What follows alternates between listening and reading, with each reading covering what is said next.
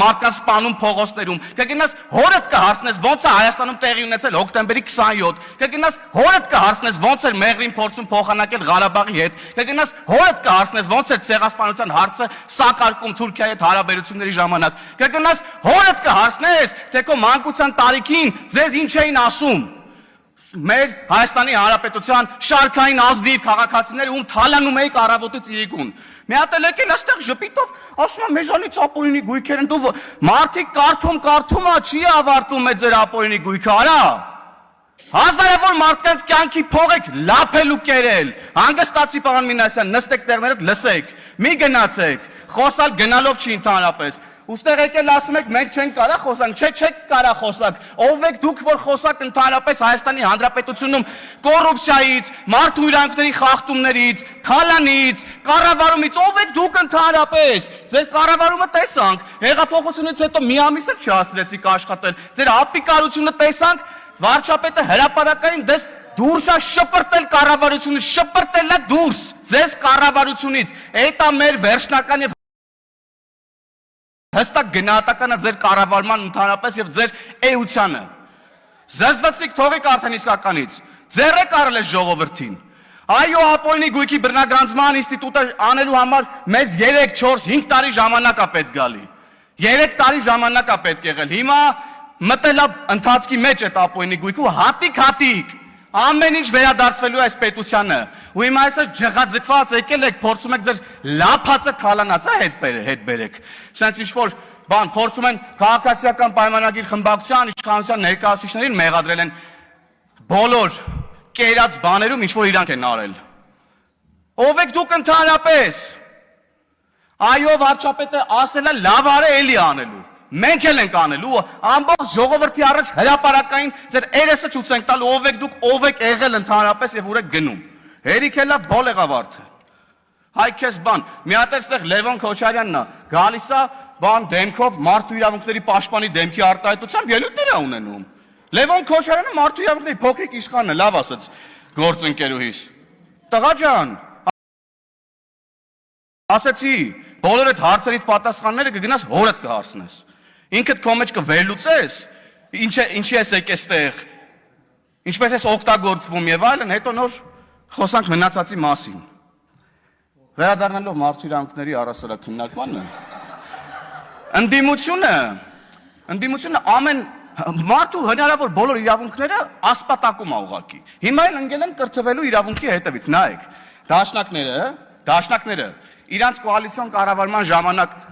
օկուպացրել էին ամբողջ կրթական համակարգը, պատմության ֆակուլտետներ, դպրոցներ, պատմության գրքեր, որ թաքցնեին ժողովրդից իրենց իրական դեմքը, որ օրինակ իրանք Օսման դաշնակներ են, որ օրինակ հիմա իրանք Օսման դաշնակների հետնորդներն են, եկել են ստեղ ավարտին հասցնեն ըստ էության, ուրեմն Դավադիր, հələ հանգստացի դու մի հատ Թադևոս Ավետիսյան կամ Ավետիս Թադևոսյան, հանգստացեք ու իմ ելույթի ժամանակ ընդհանրապես տեղից խոսանք, չափերի մասին գնահատականը տվեք ձեր չափերը ցույց կտամ հեսա ես քեզ։ Անցնելով առաջ։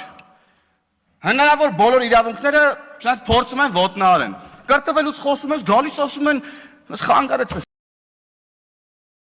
Թադևոս Ավետիսյանը միտքս կտրվեց։ Հա, օկուպացրել էին ողջ, ուրեմն կրթական ոլորտը, որ իրանց այս դավադիր, դավաճան դեմքը թաքցնեն ժողովրդից, որ դրա քողի տակ ուրեմն իրանց քաղաքական նպատակներ իրականացնեն, կրթեն սերունդ, որը չի գալու իրանց հետևից, որովհետև չգիտի իրանք ինչ են արել։ Մենք եկել ենք, ասում ենք իրանք ինչ են արել, պատմության դասագրքերում գրելու ենք հայ ժողովրդի պատմության բոլոր դրվագները, որին որ պետք է հայ ժողովուրդը ծանոթ լինի, որպեսզի մենք ելնենք ուրեմն իրական փաստերից եւ ապրենք եւ մեր ապագան կառուցենք իրողությունների վրա։ Իրական Հայաստան կառուցենք, այո, սիրելի գործընկերներ։ Մյուս իրավունքը, որ ասպատակում են ուրեմն այս ընդդիմադիրները, օրինակ խոսքի ազատությունն է եւ լրագրողների իրավունքներն առասարակ։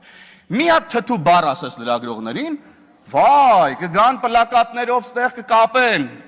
ամենայն հարգանքով բոլորիդ նկատմամբ սիրելի գործընկերներ, ես էլ եմ լրագրող եղել։ Մի հատ թթու բառ ասեն, գիտես ինչ կանեն, էլ չեմ պատկերացնում, նյութեր կգրվեն, էլ չեմ ասում ինչ վերնագրերով եւ այլն եւ այդպես շարունակ, բայց որ օրինակ ընդդիմադիր պատգամավորը գալիս է ասում է,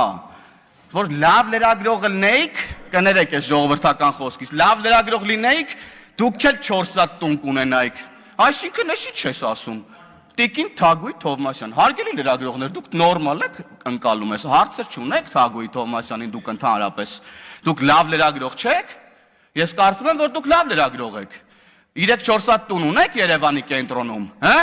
Օրինակ Տիկին Խամոյանը ունի, բան չունի, մյուս ընդդիմադիր նախկին լրագրողը ասելու Թագուհի Թովմասյանին։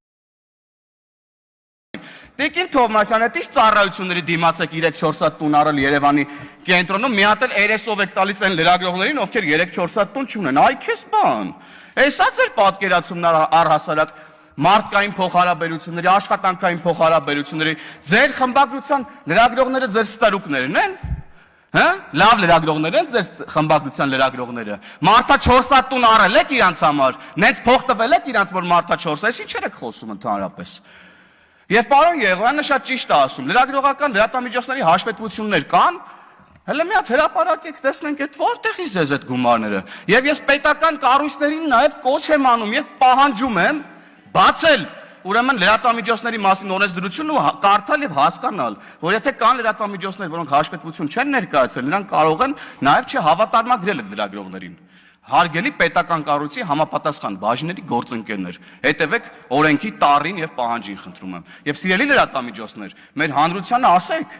ձեր եկամուտները որտեղից են,